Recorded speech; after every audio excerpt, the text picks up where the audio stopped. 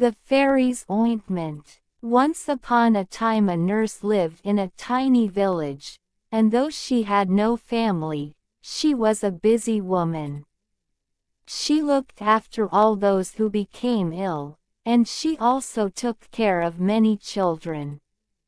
One autumn night, as the wind howled outside her door, the nurse climbed into her bed to sleep, when suddenly she heard a knock on her door. It was midnight, and she knew this must be urgent. She slipped into her robe and walked downstairs. When she opened the door she saw a stranger.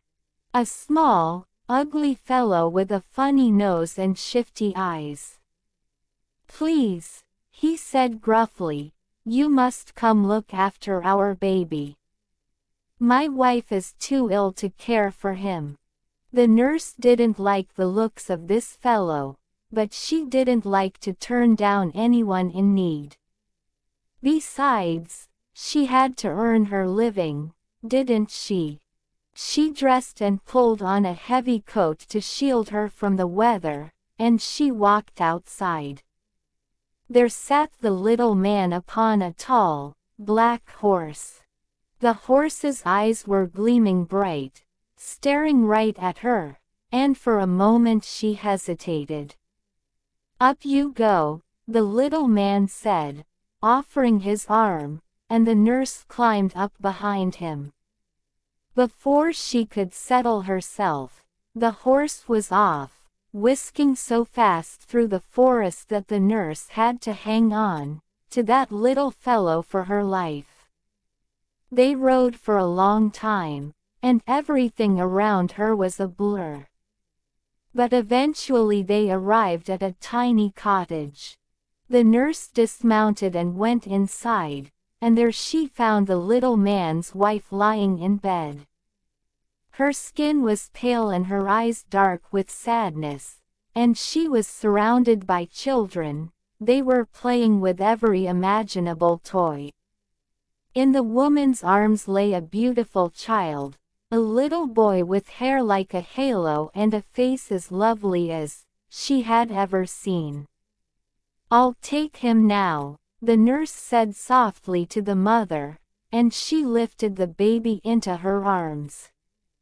The mother handed a small box to the nurse, and in a weak voice, she said, "Put this ointment on his eyelids as soon as he opens his eyes." The nurse carried the little boy into another room, and before long he opened his eyes. The nurse saw that the boy, despite his beauty, he had his father's black, squinty eyes. Just as the mother had instructed her, she stroked his eyelids with the ointment, hoping this might make them correct and beautiful. Or perhaps this was for something else. She had no idea what it could be for. She had never seen or smelled such an ointment. She could not help wondering, and so, when she was certain no one was watching, she stroked her own eyelids with the ointment.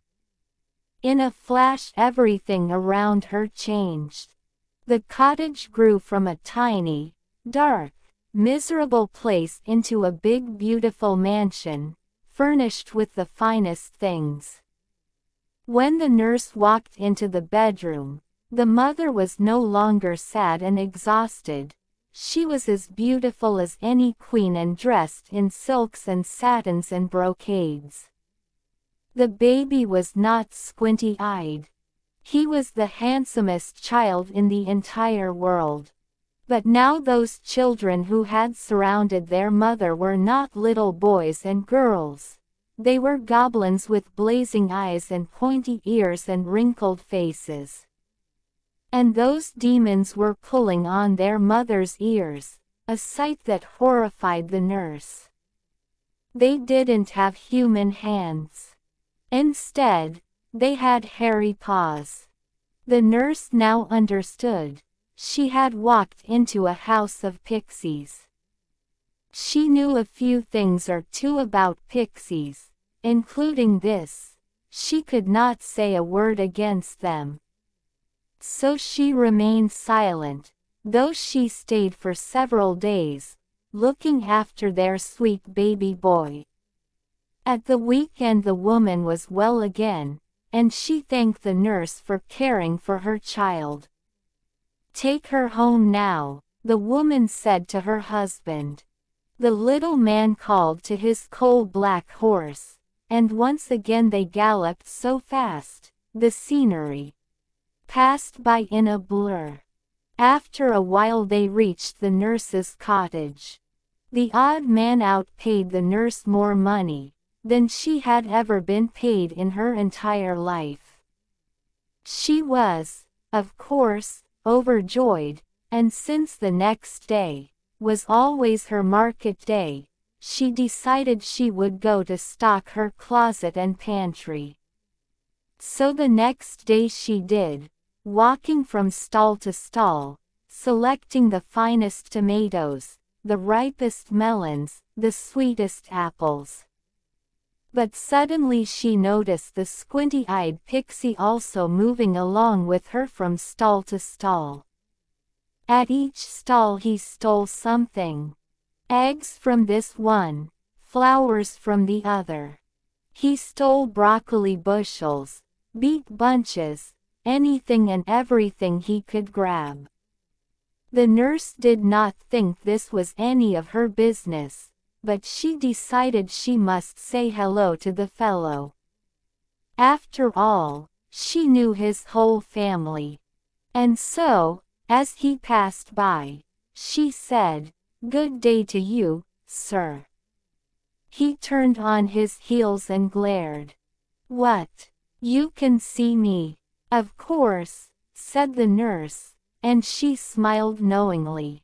"And I see what you've been doing today." The pixie's face clouded with joy and happiness. "You see too much, which you must not see, young lady," he snapped. He smiled and said, "You have applied and used our Fairies Ointment and for that you will pay." And with that he gave her a magical wand. "With this wand you can do wonders. You can verily and surely cure any ill and ailments just by applying the Fairies Ointment." The nurse gasped and put her hands to her face. "I can surely and verily cure anyone," she cried. And sure enough, the squinty-eyed pixie had rewarded her a lifetime award. From that day on, the nurse told everyone tales of the magical wand, and to be friends with the pixies. Although some thought she was crazy, however many others took her sage advice and were always useful to believe in the Fairies Ointment, and to befriend with the pixies. If you like the story, please do like, share and subscribe. Thank you for listening.